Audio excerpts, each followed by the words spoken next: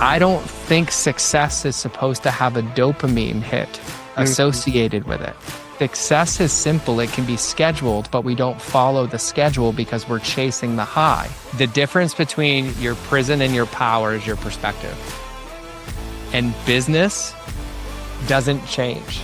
If I grabbed your business and I took Stephen, or I took my client, Jacob, or I took XYZ, and I dropped them into your exact business right now, they would see opportunity where you see obstacle, and the only difference is their perspective. If you can feel successful in general, it doesn't matter if you've made $1 million or $1,000 or $500 or whatever, if you can feel successful in the moment, you're almost guaranteed to be successful externally later. Guys, help me welcome the one and only George Bryant. Dude, what's going on, man? Man, I am stoked to be here. I love your energy too, by the way. It's infectious, bro. I appreciate that, man. Well, look, it's funny. I don't get the chance to meet a lot of fellow entrepreneurs that have built and scaled some businesses from the inside out. I don't get a chance to meet a lot of entrepreneurs that have built and scaled business from the inside out and actually saw alignment as part of that journey. Like, I feel like I'm out here being an evangelist. Like, hey, dude. Well, I say, dude, people, hey, guys. We need to make sure that we are building our businesses from the inside out, not the outside in. And I'm always talking. I was like, look, the biggest mistake I ever made in building my own businesses was not building myself along the way. Yeah. And almost every dumb decision I ever made in business came out of dysregulation. Oh, so 100%. I want to jam on that for a few minutes if you got the time, man. Because, I get so excited because I don't get to do it very often. Normally it's like we're either focused on business or we're focused on life. Oh, man. And they're all integrated, whether we like it or not.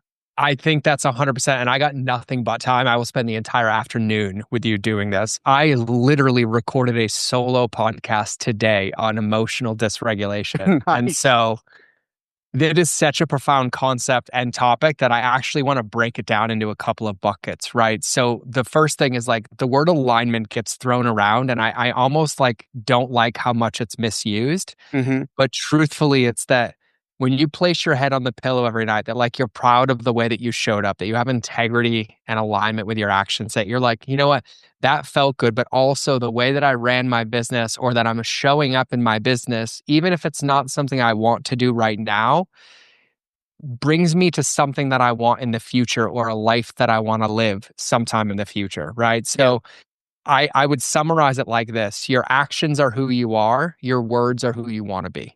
Ooh.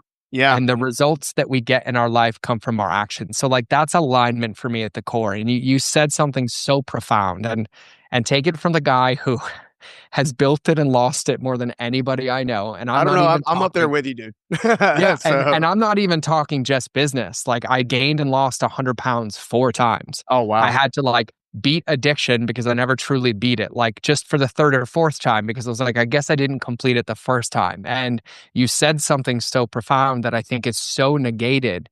And I say this to clients all the time. We all are born with only 2 innate fears: the fear of falling and the fear of loud noises, which means everything else is a trained behavior. I've also never heard that any of us are born with the skill sets and perspective to build and scale companies, also trained behaviors. Yeah. And so the easiest way to think about building and scaling a business, and nobody likes this, myself included, is I just genuinely don't have the business or life I want right now because I haven't become the person to run it. Yeah. Yeah. It's nothing more than that. And so what ends up happening, myself included, just like you, is, oh, look, I have it. I have the houses, I have the cars, I have the cash flow, but there's a deep part of me missing that isn't fulfilled. And then no matter how much I chase that dopamine, it doesn't scratch the itch. So then I unconsciously start self-sabotaging all of it away. And to your point, it's about emotional dysregulation. And the way that I summarize this with people, and I had a monk on my podcast. You'll love this one. He spent 7 years in silence. And this is how he summarized life and if you'd be successful or not. And he said, if you can't take a poop without your phone, you've never lived a day in your life. Oh, wow. He's because in one of the most intimate moments with yourself, you can't even be in your own thoughts. And I say this to people about business all the time. Most of us, myself included, use the business as a way to avoid the one relationship we're guaranteed to spend the rest of our life with, which is ourselves. There's always a meeting. There's always a phone call. There's always a task. There's always a new idea. But when did we just say, put the phone down? I'm going to go sit outside. I'm going to be. And Yeah. regulation starts by being willing to be in relationship with yourself. And most of the time, it doesn't feel good in the beginning. It sucks you in the beginning. Let's be honest. You have years of It doesn't feel suppression. great at all. Yeah. No, not at all. Not at all. But I also think too, I think people make things like rest or meditation or all these things like there's a right or a wrong way. And I think what we're really talking about is like we understand as entrepreneurs, we're the commodity. Yeah. Right. Attention is the number one commodity. So it's not like we live in a world that like wants you to be peaceful. Yeah. Like it's not like Bhutan. The country of Bhutan measures their GDP based on the gross happiness of the population. They don't have billboards. They don't put advertisements in buses and cars. Or overly medicate their people or anything. Or overly medicate their people. And so like we have to at start to realize that we're the product. Yeah. Right. Like I always joke with people, if you're using a platform for free, you're the product. Like, yeah, it's true. Oh, and I'm like, cool. And yeah. so hopefully you like being that product for that particular platform. So yeah. 100%. So then in that, what we have to recognize is that we can't change the field, but we can change how we operate on that field. Yeah. And I think for all of us, there's to alignment being an earlier point. There's a why that we do this every day. If you're an entrepreneur, you didn't set out, and maybe you did set out just to make money, but you'll realize when you get your teeth kicked in once or twice, the lack of money is not enough to keep going. There's a deep desire, right? There's whether it's to prove something, achieve something, have something, but there's some innate value in it for you in the process. But in that, you also are a human being who has a bucket that needs to be full. Yeah. You have to have needs that have to be met, right? Like unpopular conversation. If you don't sleep as an entrepreneur, you make horrendous decisions. And somebody who sleeps 9 hours with being hungry, by the way. Same way. It's going to drive right past you. And so I think I just see this in doing this for 20 years and I'm probably being a byproduct of it myself is just we constantly negotiate with ourselves, but we're the only ones that we sacrifice in the process. And we never take the time to just like close the world off for a minute or like drive in silence or like just get in the car with no destination. Be like, you know what? I'm just going to go be, or I'm going to go sit in the grass or stare at a mountain. I do it every morning. Every morning I hop up. First thing I do is I have a mantra that I do every morning 3 times. I'm healthy, I'm wealthy, I'm wise, I'm a steward of the Most High. I love you, Stephen. Every morning, I will I'll literally, go in, have my morning poo, take care of the business. And I won't be taking my phone in there with me. Thanks for that. You're welcome. I'm here just changing the world, Brent. Just changing the world. Yeah. And then I'll head out. I'm under contract on Safe Haven, which I'm super excited about. I briefly mentioned that.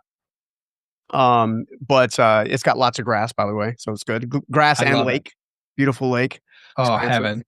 But I go out and I'll sit there, and I also have at the beginning about the mid part of this year, my girlfriend challenged me because she challenged me. This is actually really important, actually, because you and I both coach 9 and 10 figure earners from time to time, and most of the time I'm not coaching them on business. It might be a strategy here or there, like a little sprinkle, but 9 times out of 10, it's about being present and like being 100%. Fulfilled because I've got all the stuff and I'm empty, right? And I've experienced that myself. But one of the things she challenged me to do, she asked me, she said, I'm curious, what did you celebrate or how did you celebrate when you sold your company? Because only 0.2% of entrepreneurs ever do something like that. And I was like, I think I said, what's next? I didn't sit in it. I wasn't grateful. I mean, I was grateful for it, but I wasn't grateful in the way that I needed to embody it. Right. And that caused me to go backwards. Right. And like really think through, okay, of all these different various major milestones, whether it's overcoming extreme adversity, like, going through an embezzlement scenario, or whether it's, getting to 80, 100 million, like all the $1 million, like a top line revenue, like these things are very rare. And I wasn't treating them. They were rare because they were my day-to-day life. Yeah. And I began to sit in that a little bit. I'm like, holy crap. So then I was like, okay, well, how am I going to celebrate it now? So now I start every single day with the mantra, with the prayer, with the meditation, with being on the grass, with the gym, and I don't let nothing disrupt that. And what I've discovered is out of radical alignment comes radical clarity. Yes. right? So I'm not chasing the balls. I'm not bouncing off the walls. And this is all new for me, dude. Like Yeah. this alignment. That's why I actually did this new quiz. We call it the integrated alignment method. It's a tool assessment to help entrepreneurs actually figure out where they are on the journey, Yep. right? So they know, okay, I need to start here. I need to lean in here, or hey, I'm doing really good. Let me amplify this by doing some sabbaticals or something, right? Yep. Anyway, I say all that to say that one of the things that I've discovered is, and I've been sharing this on a podcast tour of my own recently, that, they say that businesses fail because of lack of funding and lack of sales and not poor leadership and market fit. And all of that stuff is tactically true, but it's not intuitively true in that I've discovered that there's 5 constraints. They have to do with the entrepreneur. And it's Mhm. the ones that have bit me in the butt were arrogance, ignorance, impatience, fear, and insecurity. Those are them. Right. And if I couldn't lean into presentness and and get present and actually learn to be okay in my own body, whether or not I ever achieved another thing or not, Yes. like I had to finally ask myself, and this is what I want to have you lean into next is like one of the things I've discovered that entrepreneurs are really, really, I say focused on doing is we're all focused on chasing, Yes. but none of us ask ourselves, why are we chasing that thing? Mm-hmm. Right. So I chased the brass ring. First of all, it was, I told myself it was to feed myself and get necessities, get shelter, get food, get all those things, right? Well, then I was like, okay, well, I got all those things. Well, now what? Now I want to get my home. I want to, homeowner's dream. I want to buy a house. Okay, great. Okay, I got the house, right? Like, okay, well, what's next? Like, it was the constant what's next, right? And now it's all about service. It's like, how can I help entrepreneurs avoid this lie, step into a truth, and then actually build a business that is alignment with who they are. So when they wake up every day, they're like, hell yeah, I'm ready to go. Yes. That kind of thing. So talk to me about why entrepreneurs from your, obviously you've coached some Yeah. highly successful folks too. Why are we lost in this chase? Why do we get lost in repeat? Oh, I love it. And I'm going to just go kind of straight for the jugular because I am one. And I think a lot of us don't realize, like, I've yet to meet somebody without a challenging history become an entrepreneur. Yeah. Whether it be True. mom, dad, So school, true. drugs, alcohol, drug dealer, arrest, overcoming. There is some semblance of a speed bump quite frequently in the road Yeah. that leads to or has this underpinning of what I've found in everyone I've ever coached. And maybe that's just because that's who I call in, but I mean, in hundreds and hundreds of people, some semblance of a history. And I think what really ends up happening is that you and I share the same sentiment. I couldn't celebrate. I couldn't sit still, right? It was never enough. It's because my fuel was a limited fuel. It was, let me show what I can prove, right? The kid who was bullied, had his front teeth Me too. knocked out, nose broken, was the only Yeah. white kid in my class, told I'll never make it. And I was like, oh, I'm going to go in the Marine Corps. And then I come out My with it. favorite quote used to be, you tell me I can't do something. And I was like, watch me. Yeah, 100%. And now I'm like, you're probably right. Good luck, because I'm not responding. Right? Yeah. Like, that's your opinion. That has nothing to do with me. Right? Mm. Like, your opinion of me does not matter to me. Yeah. It's mine and God's. Right? And so I think when we really, really get to the core of it, is that we have fuel sources, but there is nothing wrong with having that fuel source. It's that fuel source lasts forever because, you're familiar, but if you understand human learning, there's 4 stages of competence and the words are really big, so I'm not going to use them, but it's basically unaware, aware, learning, and mastery. And we're having this conversation in hindsight. I was like, but when I was in that moment, driven by the fact of like, I'm going to build a business in alignment because I'm not going to be bullied again and I'm not going to do blank. I don't have an awareness of anything else. So I'm operating to the best of my ability with what I know. But the moment you become aware of it is when we really, really start to either win or lose the game because Yeah. now we are no longer reacting to the world around us. We're actively choosing. And I found with many successful people that have had exits, I'm always trying to help them because they have an exit and then they lose their identity. Yeah. They have an exit and they're the most depressed they've ever been. On paper, they've achieved everything they've ever dreamed of. And then they call And me. everything every other entrepreneur behind them is trying to achieve. 100%. And then they call me and they're like, I am the most miserable I've ever been. And so there's this just understanding. I've learned from me, even biblically, I love Jesus with all my heart. But, even biblically, I've yet to find in my Bible where he asks why or where anybody ever asks why. It's always what and obedience, what and Mhm. obedience. And I think Yeah. when we think about this, I think the growth of an entrepreneur, we have to understand that there's levels like martial arts, right? We got to Yeah. get our white belt, we got our blue belt, purple belt, brown belt, black belt. And when you start to understand that game, you said this earlier, the game is not an external game. The game is 100% an internal game. Mhm. So even in asking this question of like why, I think what's more important is to say, am I? Am Yeah. I driven by something that has a limited fuel source? Yeah. Am I out to get that bully? Because here's the thing, the bully's not thinking about you. The bully doesn't care. But then when we lose that motivating force, we lose the desire and the drive to keep going, Yeah. which is why alignment is so powerful.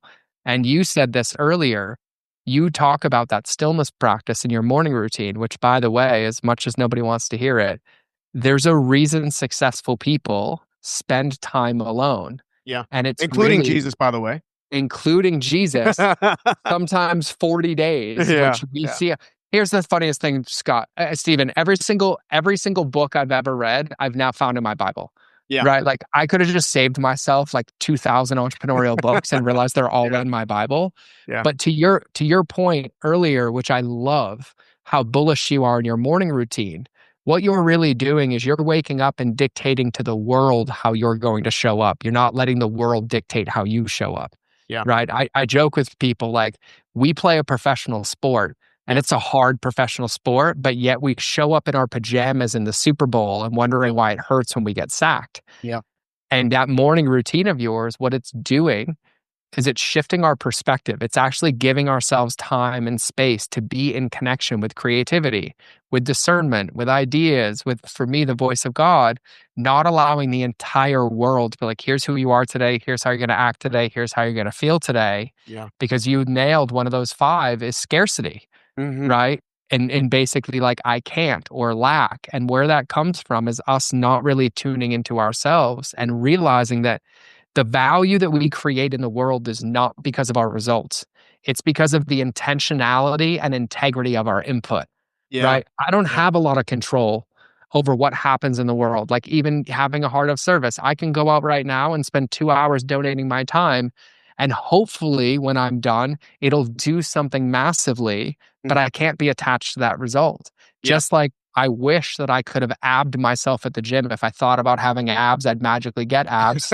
That's Didn't manifestation. What are you talking about, didn't dude? work that way, didn't work that way, Yeah. but then the moment I realized that if I did these consistent inputs every day, Mhm. that they would add up over time, and it wasn't about intensity, it's about Yeah. consistency. And even to your morning routine, I think for so many entrepreneurs is we end up becoming robots. We end up like almost like disconnected in the business. It's like we're a soldier or Mhm. an employee of our own, Mhm. except we're being driven by the business instead of realizing the whole point of a Yeah. business is to support our life. Yeah. And so that's how I think about that.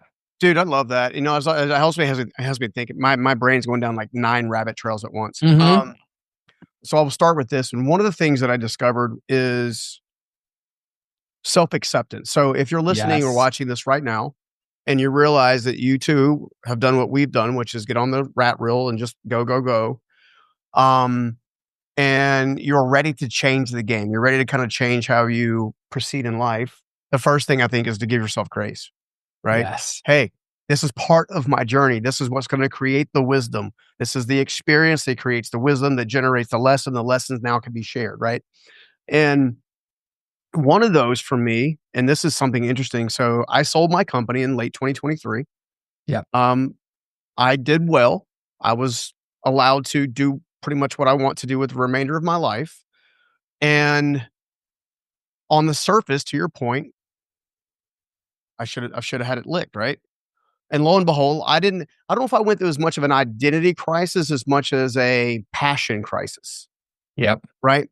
For me, because I had already spent like, I think about 9 months knowing the exit was probably going to happen that year. And I was like, okay, well, what is my next? I know what I want to do next. I want to go out and serve people. I want to teach. I want to mentor. I want to do these things. I'm a really good speaker. I want to be on stages. I want to write books and all this. Like I had that laid. But then I got to there and I was like, waking up was, why don't I feel motivated to write when a week ago I was like, once this is off my shoulders, I'm going to write more. right? And this kind of stuff. And I've discovered this. I think the early stage entrepreneurship game is all about force. You are Yep. forcing things to happen. And then at some point in time, and I do a journaling practice that I call "What I Hear You Say Is" from time to time. I did it Mm. relentlessly for 6 months. I get up was one of the first things I did. I grab a notepad, a pen, a journal, an actual like leather bound journal. I'd open it. I'd say right at the top, "What I hear you say is," and I wouldn't get up until I heard something. And then sometimes I would write the first word and the next word would appear, and then the next word would appear. And I would go back and it would be like pages of stuff that can only be described as coming from the divine. Uh-huh. And, so those types of things in one of those notes, there's a couple things that were said. So first of all was do not despise small beginnings and painful transitions. Mm. So that's a life principle that I took away from that. On top of that is the first half of your life was all about force. The last half of your life is all about flow. Yep. You're not going to have, in other words, you're not going to have to chase a thing. I'm going to bring it to you. Mhm. And what I discovered is the more I would sit in stillness and being present and I would do these things, I think there's a magnetic field. Mhm. You can see it now scientifically. If you're in shame and depression, it's a lower magnetic field. If you're a happy, joyful, authentic, love-based approach, which is why Jesus probably gravitated and was so magnetic to people. He operated 100%. 100% from authenticity and love, Yep. but if you take all that and you roll up into one, the more I become like that, the more I do tend to push other folks out that are on a different journey or just not they're not supposed to come that next leg, and that's okay. Reason, season, lifetime. But then you also have like people like yourself who pop on a Zoom call. We've never met before, but yet we vibe, right? 100%. You know what I'm saying? And then you're like, and then your brain's like, okay, well, what should we do together? We should do something together. This would be fun, right? This kind of stuff. Mhm. And that magnetic field allows you to build better teams, which build better process systems, which allows you to scale quicker. Instead, we're like, no, I got this. I'm going to force it through. I'm going to control the processes and systems. I know exactly what I need to do, which is the arrogance piece or the ignorance piece. I don't know what I'm supposed to do, Yep. so I don't do anything. Like you have all these different parts that kind of come up all at once until you surrender. So help me Mhm. understand how you surrendered, because I feel like literally 9 out of 10 entrepreneurs that I still meet today, I would not refer um, to the quality of their life as awakened just yet. It's like Mhm. they're on the verge, and once they Mhm. click, their businesses will thrive, their relationships will thrive, and they will thrive. Oh, man, I love this. This is such a good question. I have so many thoughts on it, but before I give them, your question of like, what I'm hearing you say, Mhm. there's 2 other ones for anybody who has this journaling practice of, like, wanting to get those out. Yeah. Number 1 for me was, "What am I pretending not to know?" Ooh. And then number 2 was, "What am I pretending not to see?" Ooh, God. And Ouch. I can't hide from those questions, Yeah. and they lead, to your point, to massive, massive clarity. Yeah. Now, on the question of surrender, oh boy, if you asked me this 5 years ago, I would have been like, "I fully surrendered. I did Dude, this I've and I surrendered did 10 different Y." times and 10 different levels. I'm sure there's another one around the corner. So I've realized I think how I would define surrender is active pursuit of eradication of self mhm. as many times as possible, over and over possible in every conversation. I mean, I even had it today Is it driving. eradication or alignment of self? I think it so for me, Because ego has to die a little bit, or has to die a lot of times. I use the word crucify Okay. because that's what my Bible tells me to do, but truthfully, there's this, like, crucifixion of, for me, self every day, and it's not like I don't love myself. The way that I would describe it is like God is this burning, burning fire of love and power and Mhm. majesty and some fear in there, but the closer and closer I get to him, the more he burns off the parts of me that are not Jesus-like. Yeah. And I have to be willing to expose those parts of myself every single day. So that's the And difference in stepping a step into the fire versus taking a step back from it.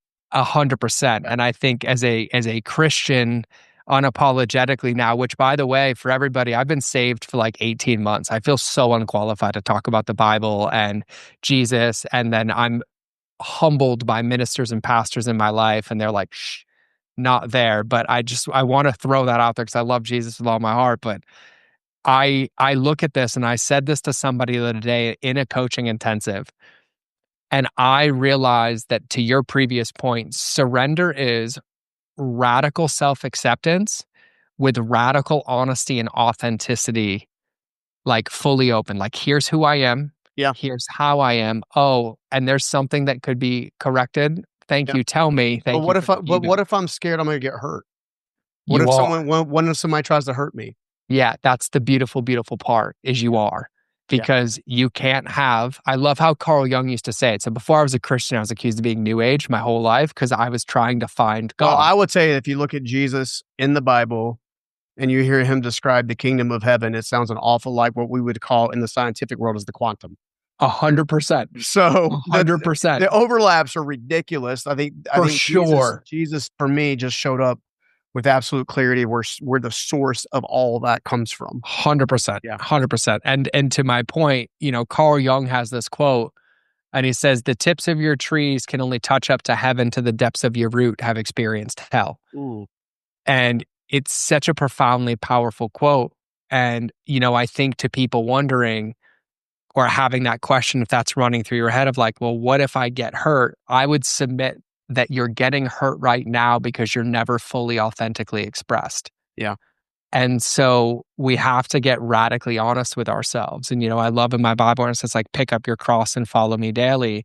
But I mean, I was at the coffee shop this morning and I was ordering coffee, but then I was on the phone with my girlfriend, and then I hung up, and then I was like, hey, I'm sorry. I wasn't present with you. And I really care about what you have to say, Clara. Can you say it again? And she's like, oh my God, totally fine. You're busy. I'm like, no, not what I said. I would like to hear it. Yeah. Right. So for me, surrender is humility, but humility for me is this active pursuit of, I don't want to say less than, but I don't know how else to phrase it, even though I get paid to speak for a living, is making myself less than the things or the situations. Like, I'm never too old to learn. I'm never too smart to pick something up. Yeah. And one of my favorite quotes ever is, a student says, I already know, but a master says, thanks for the reminder. And I live by that. And even with what you've shared so far in your morning practice, in your perspective, and some of those things, I'm sitting over here receiving. And I was like, wow, God, thank you for this today. Yeah. Like, I never have a finish line in mind. I get to go pursue it. And so I think surrender is different for everybody. But at my core, and somebody who spent 13 years of my life in the Marine Corps and witnessed things that no human being should ever have to witness. Yeah. I got to learn through firsthand experience how little control or no control we actually have. Mm-hmm. And the gift of that is when you can really, really surrender to that and understand that in any moment or any situation, the only thing you can control is your view of the moment and then what actions you choose to take. Yeah. Surrender becomes the only path to actually live and be happy, because the illusion of control just destroys you. Hey guys, I hope you're enjoying the show. Stephen Scoggins here. I've got something that I think is absolutely going to blow your mind. Imagine taking your life and your business to the whole nother level. I'm talking about an 8-figure level and beyond. You see, you've been working your butt off to build your business to where it is now.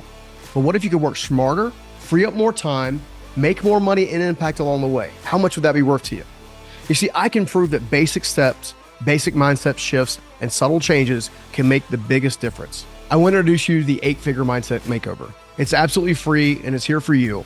It's a powerful summary of my top strategies that help propel me from the streets, if you will, to upwards of 9 figures and quote unquote success, as we like to chase it. This is more than just tips though. It's a complete mindset overhaul with simple hacks that you can apply today to begin working on your unprecedented heights in your own business.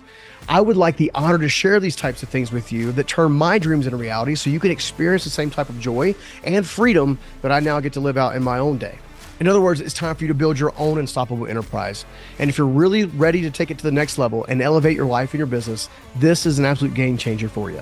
So if you want to take advantage of this free resource, simply go to the show notes and click the link, or you can go to StephenScoggins.com/8-figure. That's StephenScoggins.com/8-figure. Until then, much love. God bless. Let's get back to the show. Take care. Again, I keep coming back to the word present, being present, like just being present in the moment, not living in the past, not living in the future, but being present. And not living in the future is hard for me sometimes because I'm a visionary by nature. So it's like, I get to vision cast. I get to kind of like not project. I guess it is a form of projection, but like kind of say, hey, this is what I would like to accomplish. I'll give you an example. Safe Haven, the house I told you I just wanted a contract on, closed in July 3rd, 2025. It's a very nice property, lakefront. It's designed. I'm buying it with the purpose of bringing entrepreneurs who are basically running on E. I love it. Right? They might be making money, but their relationships are probably a hot mess or ended. They maybe have some accolades, maybe have some stuff, but they're realizing that's not true. That's not authentic. But when I was doing the house shopping, I came here on a nudge from God. Like I literally left Utah, came back to North Carolina because it's like, okay, you're done with your lesson over here. Go back to North Carolina. Not be in Raleigh, be in the Charlotte area. And so I started a house search. I think I looked at 15 houses. Okay. Got excited about one or two of them. Was not in a position to make an offer at the time because my property in Utah hadn't sold and all these different nuances. Right. And, about a month ago, I'm sitting down, with my girlfriend and I was talking to her, and she's super successful in her own right. She owns a real estate brokerage, has agents working for her, all this kind of stuff, super successful in her own right. So like real estate's her game. Yeah. Right. And I was like, hey, look, I think I'm going to make an offer. I'm going to do a creative offer. I'm going to see what they think about this on this property. And she's like, I don't know. I don't think the time's right. I'm like, what do you mean? Like, I don't get it. She's like, I just don't think the time's right. I'm like, she goes, if I'm being honest with you, and we gave each other permission to be honest with each other early on, just because we're adults and have learned a lot along the way. Yeah. Right. She makes a comment. She's like, I said, okay, I hear you. All right. I'll put the pen down. I trust what you're telling me. So sure enough, 2 or 3 weeks go by. I get a phone call from my agent, my buyer's agent. My buyer's agent says, hey, they got an offer on the house that you liked. I'm like, great. That's like the third one in a row, right? This is like the other two actually got sold and whatever. Yeah. And I said, I'll tell you what, I said, I can't, I'm really not in a position just yet to make a formal offer, but we'll go to it and I'll walk in energetically, see how it feels, see if it feels aligned. And this time I actually walk up to the front door, notice there's a Mizzou's on the front door, which is interesting. Right. So I'm like, okay, that's different. So walk inside, feels great. The seller's agent sitting on the chair. And she goes, I'm going to be honest with you about something. I probably shouldn't share this with you, but I'm going to. I said, okay. She says, there's an offer on the table. It's about what the seller wants. And quite frankly, we just like you. We feel like you're a better fit for the house long-term. So if you're interested in this home, we would really like you to make an offer. Wink, wink, wink. And I said, hey, I understand my Utah home still hasn't sold yet because, market's a little shaky at the higher end homes at the moment. I said, but it will. And she says, we can get creative. I was like, what? And so over the next 48 hours, we created a custom deal. I go back to my girlfriend and say, okay, well, here's what just happened. And she goes, okay, great. Sounds awesome. I'm like, wait a minute. 3 weeks ago, you told me I was forcing it. Now, and she goes, yeah, but it's coming to you. You're not going to it now. And I was like, that's such a good story. And here's the crazy part. Me not going after it with the offer that I originally had in mind and coming in at this later stage when it came to me, it saved me, get this, $300,000. So I say that as a point of reference of patience and presentness does change the field. That's also an embodied example of surrender. Like, just because you asked me that, I have to, on the other side. Yeah. Number one, kudos to you and your girlfriend. I have one with mine. We have a shared notes document in our phone called bumpers. There are ground rules. Love it. Rule number one is if you think it, feel it, say it immediately. And so we have full car. So I'm like totally in. But to that point, as men and successful men, and she's like, hey, it doesn't feel right. And you and I are like, yeah, but we could get it. Right? Like I could get creative. And you're like, nope, you know what?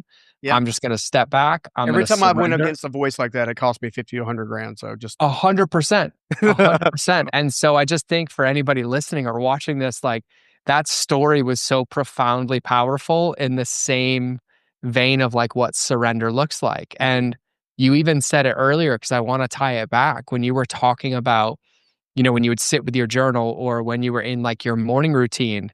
What you're really doing is, I think a lot of people think that they're like trying to tune out the world, but what you're really doing is you're tuning in Mm-hmm. to the frequency that's here the whole time. I believe the voice of God and God's presence is around 100% of the time, but he waits for us. Yeah. He will come get us if we're really far away. Like he'll leave the 99 to get the one. But once we're in, there's this obedience of like, you get to tune into me. Like you get to pierce the veil up. Yeah. And I think it's so profoundly powerful, because I joke with people all the time. Like you have these moments where you're like, oh, I'm just going to feel into this. And I'm like, how many of you have ever been driving in your car and then in the middle of nowhere been like, I'm thinking about Steven. And then you're just like, oh, maybe I should text him. And then you do or you don't. But Yeah. like, do you think the night before when you were doing your prayers or your intention, like, hey, tomorrow at 1:30 p.m., I want you to remind me, unconscious brain, to think about Steven. Yeah. No. And I joke with people, I've learned my lesson, to your point where you say anytime you've ignored that voice, it's costed you.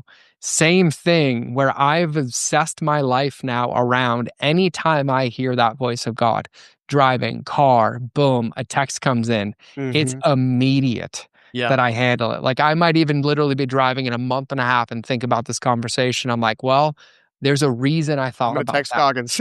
And I'm going to test Scoggins Yeah. 100%. And I think, to my previous point earlier, even on taking the surrender answer and taking the relationship with ourself answer and becoming the person who can scale our business or scale our life answer, Mm-hmm. is that what we really need is we need space and a container to explore that relationship. Yeah. You need the space to feel the feelings, to Yeah. hear the voice, and then to look at all of it, maybe with a pen to paper or maybe Yeah. with some creativeness, and like allow yourself to be creative and apply most of what we do in business to ourselves Mm-hmm.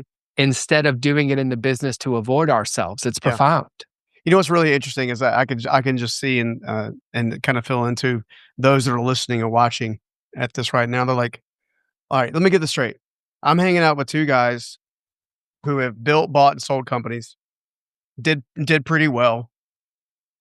They tend to coach people making 7, 8, 9 figures, and sometimes some cases 10 figures. And they haven't given me a single business strategy the entire episode. Uh-huh.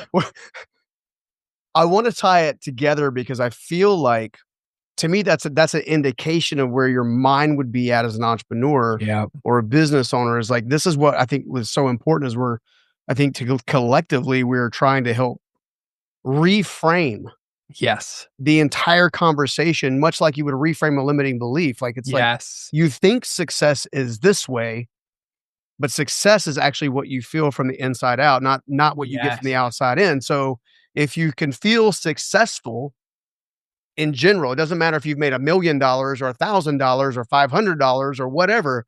If you can feel successful in the moment, you're almost guaranteed to be successful externally later. Like, Yes. and it's funny when I started getting into some of the embodiment practices, which Jesus would say, if you believe that mountain will move, Yes. it'll move. Yes. Right. And I used to say, okay, love you, Jesus, but that just sounds a little extreme. Yep. I don't know how that mountain over there is going to move. And, whether he was talking about an emotional mountain, a physical mountain, or whatever, I know that when I start the embodiment process in general, I don't call it manifestation. I call it faith and focus Yes. equals a reality, or equals a reality field.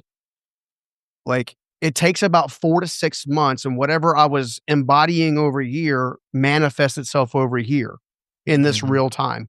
The Mhm. beautiful relationship I'm now in after going through a bunch of dysfunctional ones, right? Yep. Um, Stepping into this property, same thing. A personal brand stuff. I would call it on the rise from a perspective of service. Like, Mhm. I'm not trying to sell you anything. Mhm. Like, I've got stuff that can benefit you. If you want to take advantage of the stuff, fantastic. But I'm not, you know what I'm saying? Like, it's a whole 100%. reframe, Yes. right? So let's talk to the entrepreneur who's like, all right, I wanted business tactics. I thought with two guys that have done this, this, and this, I felt like I was going to get a strategy to execute. Yeah. God, I'm so glad. I also love your ability to kind of feel into what people are thinking and feeling, because you're spot on. And um to even adjust that, to address that for everybody listening, if I took you out of your current world and I put you in my world, you'd realize this whole conversation was the best strategy and tactic that you could ever have. Amen. Yep. Because the difference between your prison and your power is your perspective. Mm. And business doesn't change. If Mhm. I grabbed your business and I took Stephen, Yep. or I took my client Jacob, or I took XYZ, and I dropped them into your exact business right now, they would see opportunity where you see obstacle, and the Yep. only difference is their perspective. Yeah. It has nothing to do with the ingredients on the field. Mhm. Leads, conversions, sales calls, products delivered, COGS, Yeah. overhead. It will determine the type of client you bring in. 100%. Yeah. 100%. Yeah. But what they're really looking at is they have a different set of experience or a different perspective based on the reps and amount of licks that they've Mhm. taken, truthfully. And I even joke with people too. You remember, you've been around the same time I have, but it was like 5 years ago pre-COVID where everybody was so obsessed with people's morning routines. They're Mhm. like, oh, I'm going to be successful. I'm Here's getting up why. at 3:30 in the morning. Yeah, 6 a.m. Grinding. club, 5 a.m. You're like, club, 4 a.m. hustle club. And culture. I was like, hey guys, I was a Marine. Like we had to be there at 6 a.m., which meant I got there at 2:30 because the boss of the boss of the boss, like it trickled down. Mhm. I was like, but you're missing the whole point. If you actually looked deeper at the data of those morning routines, you'd find some correlations that the higher level of success that somebody had, the more time they spent alone. Mhm. It didn't matter what time it was, what the activity was, but there was all these little parts and pieces that allowed them to tune into that voice or to change their perspective. Yeah. And if I had to give everybody, and as hard as this is for me, because I love giving strategies and tactics, I'll give you customer journey to scale your business all day. Yeah. Except here's the beautiful part about customer journey. When it's applied inconsistently, it's because it has nothing to do with the customer. It has Yeah. everything to do with us. Yeah. If you don't believe on the inside that you're worth having $1 million business or a $10 million business, as woo-woo as that may sound, Yeah. our unconscious mind will push our behaviors to keep that thing away from us. Yep. Until, to your point, you Yep. embody these practices. And so it's so profoundly powerful, and it's not the popular conversation because you just said something that I think everybody should get to hear, where just because we decide in this moment right now that I want a $10 million business, Mhm. it doesn't magically show up. That revenue comes after an equal sign, which means Mhm. there is a clarity piece that's needed and a Mhm. behavior piece that's needed to put them into practice consistently to get closer to that result. And that's what you talk about with embodiment. Yeah. And so we have to also have patience. And so for everybody who's listening to this, if you took some time and you gave yourself an outside perspective of your business, Mhm. meaning you took some of the journaling that Stephen was talking about, which is like, what are you pretending or what are you hearing me Yeah. say? And then what are you pretending not to know? And what are you pretending not to see? And you give yourself the space to think about it.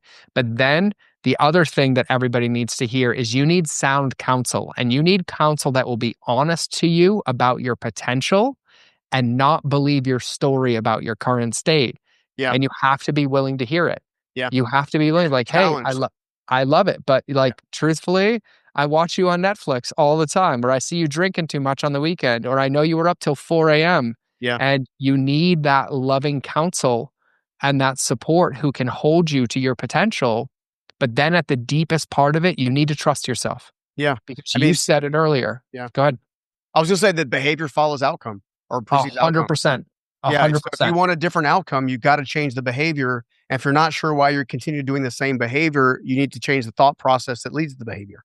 100%. Like, I taught this in a keynote to all the yeah. World Series of Poker players last week, Mhm. where we think we can think our way to a new behavior, but truthfully, your inputs dictate your identity, and Mhm. your identity dictates your outputs, and your outputs dictate your result. Yep. But people are like, oh, but tell me who to be. I'm like, your words are who you want to be. Your actions are who you are. So Mhm. even if you're listening to this, you can go think of two things. If you, and this is going to sound cheesy, but Benjamin Hardy nails it. If you want a timeline in this, personality is impermanent. 10x is better than 2x. Benjamin Hardy's books are incredible. Yeah. But if you just ask yourself one simple question, which you did, and you're like, hey, in a year, I see my business at this. What are 2 to 3 behaviors that that person is doing every day to maintain and grow that business? So And good. bring those 3 behaviors to today Mhm. and do them religiously with no attachment to the outcome of them. I That's had such a actually, hard time detaching from the outcome early on. Such a uh-huh, hard time. uh-huh. But I was like, "No, but you don't understand. If I know that if I do this, this, and this, and this, I can build a business to scale it." And my life coach, Paul, at the time was like, I understand what you're saying, but what I'm saying is like, you're not heading that direction. You're heading a different direction. The different direction is like, if you're called to be X, Y, and Z, and you're not X, Y, and Z yet, X, Y, and Z is doing it differently than how you're doing it right now. Yes. You have to put in the reps. I had this one guy, a good friend of mine, almost like a son to me. And he used to say, "Hey," this became a running joke. He said, because we were driving to Nashville one time, he said, "Hey, I'm curious. I really want to, you work out all the time. I want to get a bigger chest." I'm like, "Okay, cool." He goes, "What should I do?" I said, "Do a lot of push-ups." Hour goes by in the car, head to Nashville, right? From Raleigh. It's an 8-hour drive. He says, "Well, what if I really want to cut up the lower side right here, right?" I was like, "Dude, do the push-ups." Yeah. Like, literally, we had a conversation off and on for 5 hours. Yeah. We finally get to Nashville, and I was gonna ask you another question, but I realize now I just have to do the push-ups. Just have to do the push-ups. It's the reps that makes the chest bigger, so it's the reps of doing these new behavior systems that make them stick, and now they become part of Yes. your new identity. Yes. Oh God. I could literally talk to you all day. Oh my goodness. Yes. Something Because tells me we're gonna be doing stuff together, so it's oh, all good. 100%. And I want to I love a few of the things that you said because I think this is the important part. And earlier where I said nowhere in the Bible did I ever say or find where it says ask why. In those 5 hours, he could have done 5,000 push-ups. Mhm, But instead, mhm, I think that the enemy, the devil for me, operates in distraction because mhm. distraction is stagnation. So Yep, if I can get you to question, if I can get you to doubt, yeah, if I can get you distracted, then you're not operating obediently in your heart. Which mhm. means, like in those moments, I'm like, okay, so I have like really big calves. I know this because I almost lost my legs in Somalia, but I have giant calves. So I get hit on at the gym by dudes all the time. And it's so funny because it Up to took me work out, about bro. a decade to realize how to be a smart aleck respectfully. So they all come up to me like, dude, I'm like, let me guess, my calves are like, yeah. I'm like, how'd you get them? I'm like, by not asking dudes at the gym how and while I was doing my reps. And they're like, oh. And I was like, I train my calves every day, 7 days a week. And they're like, oh, got it. Right. So to your point, Yeah, I also think that we have to understand is that we change not instantaneously, we change gradually as our neuroplasticity incremental, yeah. rebuilds and our neural pathways build and we go through the unaware, aware, learning Mhm, mastery, and we create these unconscious behaviors. yeah, We win with consistency and not intensity, but we have to be willing to put those reps in. And I also think it's important to acknowledge, and you can speak to this, mhm, the longer and longer are in the game, or the closer and closer you are to your ideal state, the harder and harder you have to control the inputs to get a smaller and smaller return. It's the yeah, law of diminishing returns. yeah, it's true. And we forget about those things. And so I'm like, if you're early on right now and you're like, I've never even taken the time to look in the mirror, well, get ready because you're about to have a rocket ship of growth. Mhm, You're going to have a massive perspective shift. You're going to have a massive business shift, but then you have to fight to keep it. You have to earn it yeah, every single day. And so we have to remember these things in the way that you explained it about like, if I just did the push ups, yes, just do the push ups. yeah, I don't think success is supposed to have a dopamine hit mhm, associated with it. yeah, Success is simple, it can be scheduled, but we don't follow the schedule because we're chasing the high. yeah. And I Well, think I mean, if success was supposed to have a dopamine hit, then everybody that became quote unquote successful financially, etc., would be happy and fulfilled. And 100%. the only thing that really has spoken to me about ultimate fulfillment is a high quality relationship with the person I care about and my Yep. God. And more importantly, is how can I give back now? Yes. So when I had a conversation, I was doing a live podcast down in Dallas, and the podcast is over. I meet the videographer after the fact that owns his own company. Apparently, he was like, "No, this podcast is too important for me to let my team deal with." So I Mm. came out here to make sure everything was basically perfect, and it was phenomenal, phenomenal. And so I get to the end. He goes, "Well, what do you do?" I said, "Well, a lot of times I help entrepreneurs break through the 7-figure ceiling because it's very rare." And I said, a lot of entrepreneurs get stuck at, five, six, $700,000 for years on end. He goes, Dude, I've been stuck at $650,000 for 5 years straight. 643, 648, 647, 649. And it's like, he goes, "What am I doing wrong?" I said, "Well, tell me about your business." And it didn't take long to realize that the solution and the impediment were all the same, because it was the Yeah. same that was with me, with my business, which was me. Like, I was the bottleneck. I was either relinquishing too much control in areas or controlling too much in other Mhm. areas, not being into the delegation piece and doing these types of things. And I think that goes to kind of what you're talking about. It's like, how do you got to show up for yourself. Yes. You do, and I was the same. It's actually so funny. I had the same thing over and over and over again, and earlier when you asked about surrender, what I had to surrender was my identity. Mhm. I had built this chapter of a book that Mhm. got me to $700,000 a year. Yeah. Amazing. Yeah. What I had failed to recognize for a couple of years is that, we wouldn't keep reading the book if the chapter was the same as the previous chapter. Mhm. Yeah. And Tucker Max explained this to me. I was at his house. We drank way too much wine one night, and we were talking about success, and we would have some heated discussions, lots of F-bombs. I don't cuss anymore, but they were great. And we were back and forth on this topic of success, and he broke my brain with this, Stephen, so simply. He grabbed a whiteboard and he drew a mountain. And he's like, "See you, this is you, like running up this mountain, right?" And I was like, "Yeah." And he's like, "You're fighting so hard to get to the top." I'm like, 100%. Yeah. And then I'm like, I stand at the top, and he's like, "Then you realize you made it, but then there's another mountain, there's another chapter." And I was like, 100%. And he's like, "Did you forget the part where you have to fall back down the backside before you can start climbing again?" And I was like, "Oh, Ooh. I don't know why Yeah. that spaghetti drawing a visual just like broke my brain." Yeah. But I think to that point is that describe it as a Christmas tree to Yeah. entrepreneurs. Success looks like a Christmas tree.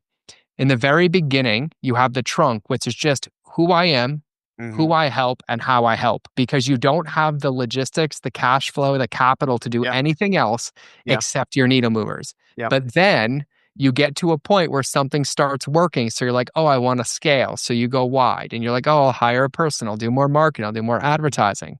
But eventually you hit a ceiling. The ceiling is typically, to your point, the first one is six figures. The second one is half a mil. The third one is a mil. The next is 2.5. The next is five. It's pretty predictable at this point. Yeah. You hit this ceiling and you're like, "Oh my God, I'm stuck. What do I do? I'm going to keep spending more money or more things." And I was like, "When was the last time you saw a rectangle Christmas tree?" Mhm. Like, "I never have." I Yeah. was like, "No, because when you hit the ceiling, it has to become your next floor. But in order for that to happen, you have to trim back to the trunk. Mhm. And you have to keep and ask yourself some questions. What have we been doing that's worked? In Yeah. the core functions of our business, our marketing, sales, delivery, what have we been doing that's worked? Okay, cool. What have we been doing that's not working Yeah. that we can trim? And then what are the three things that we can do differently?" And Mhm. then what it brings you back to is back to the core of that tree, which is where our success comes from. And I think, and I've seen this with hundreds of clients, the reason they hit ceilings or they struggle to scale is because in that process, they stopped doing the things that were working in the first place. "Oh, I've scaled a bit. I have a team. I don't need to do connection calls anymore." And I was like, "What if those connection calls were tied to seven figures in revenue?" And they're like, "Oh." And I was like, "Maybe you shouldn't be in your inbox and you should be on those calls." And then we Yeah. add them back in and they're like, "Oh, that was the secret sauce." It's And also I called was like, discipleship, by the way, where you do it well and other people's watch.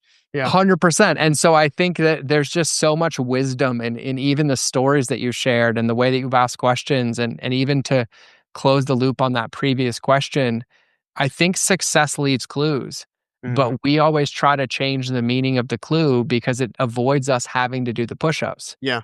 I But no also matter think what. Yeah, I also think, I wanna go back to distraction. I know we're already over time a little bit, but this is too good, so give me if I can get a couple more minutes. Yeah, The, please. to me, sometimes we'll create distractions because we're fearful of the work that needs to be done, because the work that needs to be done is so often inside of us. Yes. Like, I was working with a young entrepreneur, and this is where this is coming from, this is, like, coming up, and I did the same things, that's why it's, like, okay to talk about. Um, he made a comment, he's like, "Well, I really wanna do X, Y, and Z." My girlfriend is like, she won't or I think that's actually his wife. My wife is not buying in. I said, "Dude, I've known you for a long time. It's because you told her you're gonna do this, this, this, and this, and she believed in you at first, And progressively, she's like gotten less because she's not actually seeing you take the action. Like, and you're because you're getting distracted by this and getting distracted by that, getting distracted. Goes, well, I think I'm just a little scared. I'm dude, we're all scared, right? What makes an entrepreneur is they, by definition, create something from nothing, and by definition, have to face their fears continually on a regular basis, Yes. and the collapsing of the identity. And as the identity Yes. collapses, the opportunities begin to transform. So Yes. we'll just close up with this, and we obviously want everybody to know how to find you and all the good stuff because you're awesome. Um, like, how do we deal with distraction as it relates to fear? Because I feel like there's a lot of steps that entrepreneurs could take, know they should take, aren't taking because they're scared of what if. I love this because, and I love talking to you. You pull out a whole different side of me, and in the best way possible. The solution to distraction and fear has the same antidote, and it's evidence. Mm, yeah. Evidence is the only antidote to distraction and fear. And what Mhm. it starts with, and to your client's point, is it starts with radical honesty, but radical self acceptance, right? Mhm. And I'll give the short version of this. I teach customer journey, but I also teach high level performance. And I was just speaking to all the World Series of professional poker players, and they understand. And the premise of my talk was the most important game that you're playing is the one off the table Yeah. because it dictates what happens on the table. Like Yep. most of us can't imagine going all in with $5 million cash, right? And like, No, I'm not. and I'm friends with these people, and I'm Yeah. like, I'm not allowed to bet with any of you. I don't have any money If on you me. want to Like bet, just bet on an operating company. Come bet on one of mine, you know? they bet, but I told them, I said, what happens as a human being is that we end up getting stagnant. Stagnant is distraction, right? There's this false illusion that if we're thinking or ruminating, that we're not failing, but truth is life is an uphill road. Yeah. So every moment we're not taking an intentional action, we're actually rolling backwards, and we're Yeah. making it harder and harder and harder to Yeah. face that fear, to take that action. And it Yeah. happens for one of three reasons. Number one is what I call the zone of doubt. We get this spark of clarity, Mhm. and instead of acting on it in the moment, we keep delaying it and delaying it and Mm. delaying it. Yeah. Number two, I call the inverse journey, where we literally are like, oh my God, this is the thing. I'm afraid of it, but I can do it. And instead of speaking into ourselves, we self deprecate, which is the equivalent of paying a quarterback. And I know Tom Brady and Drew Bledsoe, they actually live up the street from me, but I Yeah. grew up with them in Foxborough. Yeah. And so I always use them as a reference. But I'm like, can you imagine paying Tom Brady $150 million, then being in that Super Bowl where they're down 28 points, and then before he goes on the field saying, you're a failure. You'll never make it. You're not going to come back from this game. There's no way possible. And then magically expecting him to do it? Yeah. Never. Or if you're listening to this as an entrepreneur and you're a parent, if you speak to your child like that, I'll find you. But Mhm. if you don't, we know we never would, Yeah. right? We have to speak into them, which Yeah. means we have to speak into ourselves. So the inverse journey is when we get that part of clarity, instead of speaking into possibility, we actually self deprecate, and then we wonder why we never take the action. Yeah. And then the third one is what I call the fire hose, where most people overcomplicate clarity. You said this earlier. Mhm. When we get a piece of clarity, your job is only to know the first bite, Mhm. not to obsess about the next 10 or 20 or 30, because Yeah. that first bite is the only thing that will unlock the Yeah. actual second, third, and fourth Yeah. bite. Yeah. And the deeper you get into those bites, typically the larger purview you're given because Mhm. you're getting narrower and narrower towards that goal.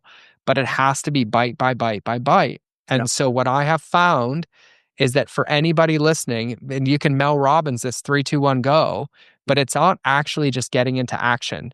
The first thing is to like fully acknowledge your experience. Like in this moment, I'm afraid because of why. Amazing. So then you prepare yourself. Like, what's the one thing I'm going to do to give myself evidence that's different? Yeah. Then you project out what that will look like. You're like, well, on the other side of this, I've given myself evidence that I went for a 10-minute walk, that I did 10 push-ups, that I can post on social media. Cool. Yeah. What are the reasons I'm not allowing myself to do this? What are my back doors? And I'm like, oh, because I told somebody X, or I said I would do Y, or I was distracting myself, and getting really honest with ourselves. Yeah. And then once we've done those, the only goal is to then go do that action. Yeah. And it's to protect and practice this consistency over and over and over. And over time, and I'll lead the horse for everybody listening, it will become second nature until the new level unlocks. Mm-hmm. And even if you're familiar with Joseph Campbell and the hero's journey, the last step is not when he slays the dragon. There's one more step that everybody misses, where it says they return to the village to teach the lesson, and then the next dragon appears. Yeah. And so it's this process piece. And you said it earlier when you were like in your reflection, like, I just look for that first piece. And then like, once I have that one, the next one unlocks. And so it's such a valid question, but I've realized, and this is what I'll close with, you and I are surrounded by high achieving entrepreneurs and by entrepreneurs that want to be high achievers. Yeah. I think the biggest critical mistake that we all make is we self-isolate and think we're the only ones who feel this way. Ain't that the truth? You are a better entrepreneur to me by telling me that you're struggling or by telling me that you have doubts. Because I'll tell you right now, as I'm navigating a divorce of 5 years and rebuilding everything again, Yeah. I have more doubt and fears than I've ever had, but they don't allow me to get in the way. But I also realize that those things don't own me anymore, and I can talk about them. Yeah. And I can share them. Yeah. And when we isolate, we create a shame machine. Yeah. And I'll leave it with this quote. The darkness inside of you are the lanes that you create for the devil to traffic. Mm. Wow. And by just bringing them to light, by just speaking to them, by just acknowledging them, you take the entire foothold away. Yeah. Because once it's out in the light, no lies live in the light, man. Let's freaking go. Dude, we can do this all day. I know we could. We could have like an 8-hour podcast. Like, bye-bye, Joe Rogan. Like, yeah, right. We got this. We'll have to do it live and in person next go around for sure. Oh, please. Tell the audience where they can find out more about you, bro. They got to. I'm going to be honest. You either think I belong in a straitjacket in a padded room, and either way, you're right. I do, but you want more or you don't. My favorite color is pink. I'll own that all day. So my website is the pinkest website you'll ever see. It's mindofgeorge.com. And there's where you'll have my podcast, which is the Mind of George Show, which I'm going to have you on as well. We talk about mindset. We talk about relationships. And I actually share strategies and tactics every Monday for all of you that want your, itch scratched on like how to do this and build and scale it. And then my Instagram is it's George Bryant. But the thing that I'll say to everybody listening, if you were even listening to any of this and you're like, I have a question, the silliest thing you could do is not reach out and ask that question on any platform that you can find me on, because I spend my time like Stephen in as many conversations and serving as many people as I can, and it brings joy to my life and joy to my world. And so please give me the opportunity, but at minimum, don't let anything in this episode become shelf help today. Don't file it away. And don't worry about all of it. Like whatever the first thing was that resonated, whether Stephen said it or I said it, you deserve and you've earned the right to take action on that because you're worth it. And then this episode's going to be here. So earn the right to come back and listen again, but only when you've implemented that thing that you found. Love it, dude. Dude, love you, brother, man. Thanks for coming Love you, man. Thank you. This was an honor, man. We're going to do it again, man. We are. I'm in. All right, let's do it. See you, buddy. I hope you liked that video. And if you did, make sure you check out this next video right here. I call it the mask, right? Like masks are meant for parties, they're not meant for life. But if you keep holding on to that, it's really heavy, man. And it spends so much time and energy trying to be something that you're not.